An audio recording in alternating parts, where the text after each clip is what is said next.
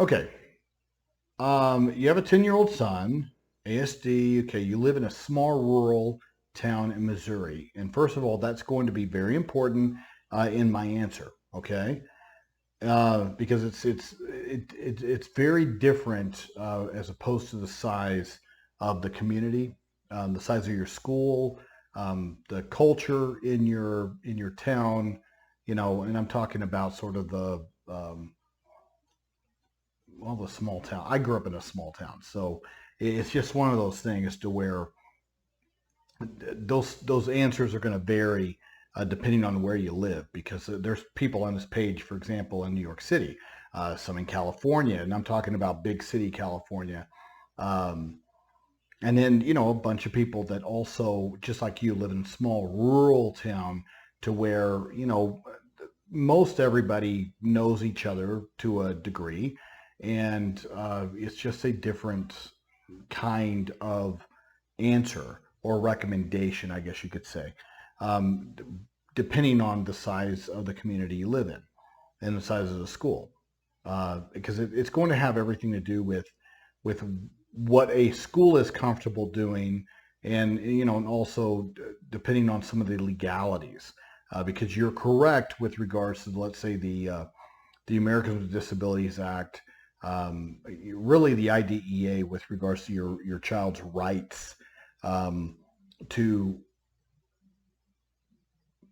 participation, and in this regard, we'll need transportation, and that's what this is about. And in the past, they did provide bus transport, and the other students that they provided the bus transport are not there, leaving only your son that requires that. And their suggestion is to have the para transport him, and it is 1 mile.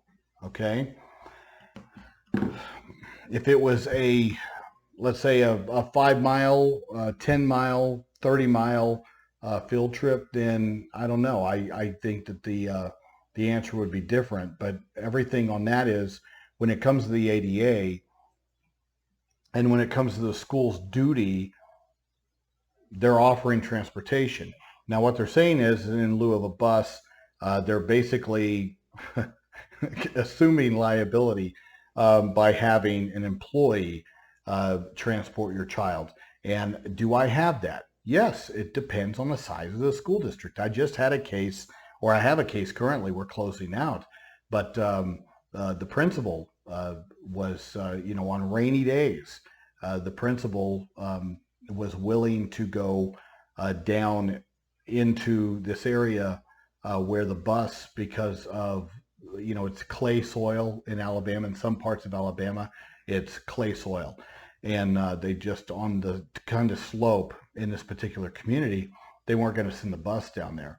Well, this child requires bus transportation. And so the principal on some of these days was going down there to pick up this child. Now, would other school systems do this? Absolutely not.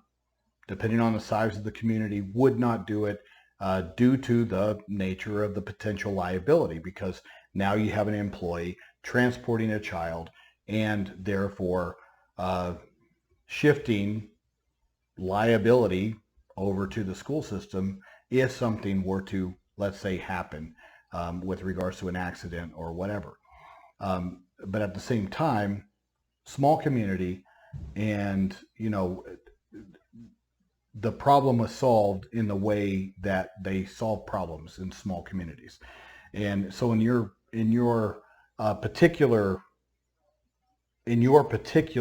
situation, they're offering that solution. It's a mile, and it would fall in line with them fulfilling their duty if the school system is willing to take upon itself that kind of potential liability. Now, if you bring up the potential liability, then, they very well could say, well, we'll provide a bus, or they very well could say no, that you can transport. Um, and so at that point, yes, as a what did you as a worried mother, I totally understand. At the same time, 1 mile as opposed to, and it could be exactly what you said, that, maybe your discomfort or your worry is that this para is not that familiar with your child. And in that regard, some additional aspects could be hammered out with regards to, car seat or making sure that those aspects, or having, let's say, another teacher travel that's familiar with your child, more familiar with your child, travel over there with your child.